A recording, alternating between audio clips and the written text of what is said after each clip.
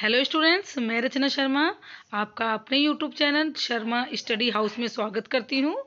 बच्चों, आज हम आपकी 5th क्लास की इंग्लिश की वर्कशीट नंबर 163 को करने वाले हैं। आपको पता है जो आपकी टेक्स्ट बुक जो है 5th क्लास की मैरी गोल्ड उससे चैप्टर से ली गई है। सबसे पहले आपको अपना यहाँ नाम लिखना है और यहाँ पर अपनी टीचर का नाम लिखना है। आपका जो चैप्टर है हु विल बी नाइथेंगू, वो इस चैप्टर से पेज नंबर 181 से लिया गया है। ये हु विल बी निंगथोउ जो चैप्टर है आपका उससे लिया गया है।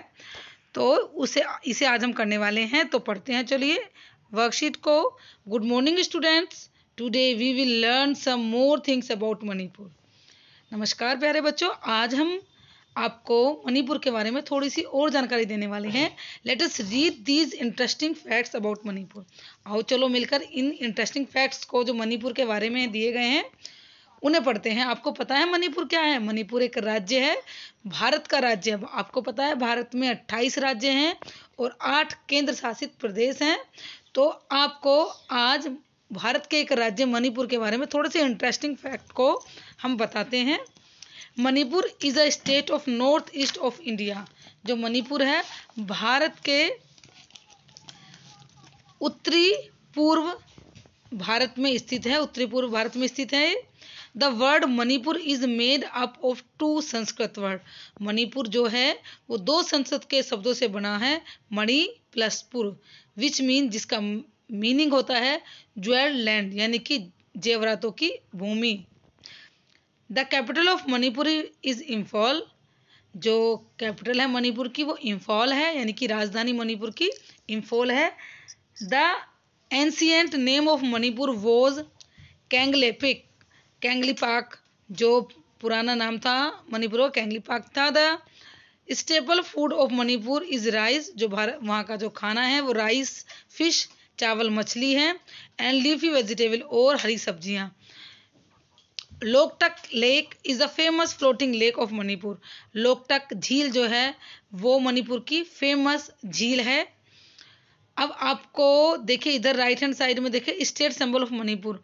मणिपुर के जो स्टेट सिंबल हैं देखिए ये हैं, यहाँ पर देखिए सारोल लिली, ये लिली का जो फूल है ये वहाँ का सिंबल है। नोनगेन ये वहाँ का पक्षी है, मतलब वहाँ का राष्ट्र पक्षी है। ये राज्य उस राज्य का ये फूल है जो प्रतीक है। और ये इस पक्षियों में ये पक्षी है नोनगिन। और ये यूनिन गोथू ये वहाँ का राष्ट्रीय फल है। और देखिए यहाँ पर ये सेंगल ये वहाँ का राष्ट्रीय पशु है। जो हिरन है सेंगल ये वहाँ का राष्ट्रीय पशु है। अब थोड़ा सा मणिपुर के बारे में पढ़ लेते हैं। हमने पढ़ा, उसके क्वेश्चन आंसर को कर लेते हैं। Right a short note on the state of Manipur with the help of the facts given above. आपको कुछ फैक्ट ऊपर जो फैक्ट दिए गए हैं इनकी हेल्प से आपको मणिपुर के बारे में लिखना है। तो आप क्या करेंगे, ये जो टास्क है इसमें आप यहाँ से लिखेंगे, मणिपुर से लेकर यहाँ से फैक्ट लिख देंगे।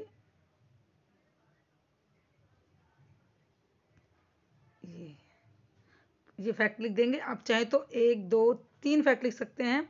इनमें से कोई भी 3 या 4 फैक्ट आप लिख लेंगे ए सेक्शन में। यानी कि जो ऊपर जो आपको 6 जो फैक्ट दिए गए हैं उनमें से कोई भी 3 आपको जो आसान लगेंगे उन फैक्ट्स को मणिपुर के बारे में लिख लेंगे। जो सबसे ज़रूरी है वो आपका पहला और दूसरा जरूर लिखेंगे। उसके बाद तीसरा आप फर्स्ट सेकंड थर्ड ही लिख लीजिए, ये आपके लिए काफ़ी है। क्योंकि अगर हम 6 के 6 लिखेंगे तो बहुत बड़ा हो जाएगा। तो आप इंपॉर्टेंट फैक्ट से 3 हैं, आप एक के आंसर में इन तीनों को लिख लीजिएगा तो आपका एक आंसर हो जाएगा। अब बी में देखिए क्या है, बी क्वेश्चन में क्या है। बी में है रीड द स्टोरी। जो आपकी बुक जो है मैरी गोल्ड, इसमें एक स्टोरी है, जो चैप्टर है आपका हु विल बी निथोंगू। इसमें आपको पढ़ना है और बताना है कि टुंगी निंगथोउ और लीमिया कौन बना और क्यों बना। लास्ट में आपने कहानी पढ़ी होगी, इसमें राजा के बेटे होते हैं 3। तो सब बोलते हैं कि अगला राजा घोषित कर दो। तो राजा बोलता है कि सब तो ये बोलते हैं कि राजा के बड़े बेटे को राजा बना दो, लेकिन राजा कहते हैं कि अब प्रतियोगिता होगी, जो इस प्रतियोगिता में सफल होगा वही अगला राजा बनेगा। राजा के तीनों बेटे प्रतियोगिता करते हैं, वट के वृक्ष तक जाते हैं घोड़े पर, लेकिन उसकी जो बेटी होती है वो बड़ी दयालु होती है, वो छोटी सी होती है। तो वो देखती है, वो कहती है कि वट के वृक्ष में को वो मर गया है। वो बड़ी दयालु होती है, तो राजा उसको देखकर वो कहते हैं कि अगली जो राजा बनेगी वो वही बनेगी, उसका नाम होता है सनाथोम्बी। वो बोलता है राजा सनाथोम्बी अगली मतलब वो बनेगी जो शासक होगी, रूलर। तो आंसर बी का आंसर देखिए, सनाथोम्बी बिकम निथोंग्यू। सनाथोंगी राजा निथोंग्यू वहाँ के शासक को बोलते थे, because she feels pain of people, क्योंकि वो लोगों के दर्द को महसूस करती थी, एनिमल्स के दर्द को महसूस करती थी, और बर्ड्स और ट्रीज के, यानी कि सबके दर्द को महसूस करती थी, इसलिए राजा ने उसे अगला शासक बनाया। अब अगला क्वेश्चन देखिए, सी में देखिए, सी में क्या है, there are many women who have become great leader in different field. आपको पता है भारत में बहुत सारी औरतें ऐसी जिन्होंने हर फील्ड में अपना नाम कमाया है। मैरी कॉम को सब जानते हैं। Mary Kom is only Indian female boxer to win the Olympic medal.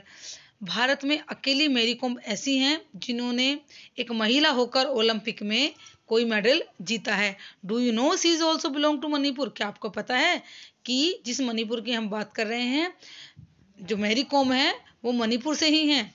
अब given below the pictures of some women leader, नीचे कुछ वुमेन लीडर की पिक्चर दी गई हैं। आइडेंटिफाई, उनको पहचानो, एंड राइट देयर नेम्स, उनके नाम लिखने हैं। You can take help of your teacher और पेरेंट्स, आप अपने टीचर और पेरेंट्स की हेल्प ले सकते हैं। तो पहले पे देखिए, इस पिक्चर को तो आप पहचानते हैं, ये पहली इंदिरा गांधी है, दूसरी मिताली राज है जो कि क्रिकेटर है, तीसरी सुष्मिता सेन है, और चौथी कल्पना चावला। तो इनकी स्पेलिंग मैंने नीचे लिख दी है आपकी हेल्प के लिए, तो आप यहाँ से इनकी स्पेलिंग को लिख लेंगे। ये देखिए, पहले पर इंदिरा गांधी, दूसरे पर मिताली राज, तीसरे पर सुष्मिता सेन, और चौथे पर कल्पना चावला। तो इस तरह से बच्चों आपकी वर्कशीट पूरी होती है, और जिसमें आपका चैप्टर भी आ गया है और आपकी जीके भी बढ़ गई है। तो बच्चों, अगर आपको वीडियो अच्छी लगे तो वीडियो को लाइक कर देना, और सारी वीडियो को देखना है, तभी आपको चैप्टर समझ में आएगा।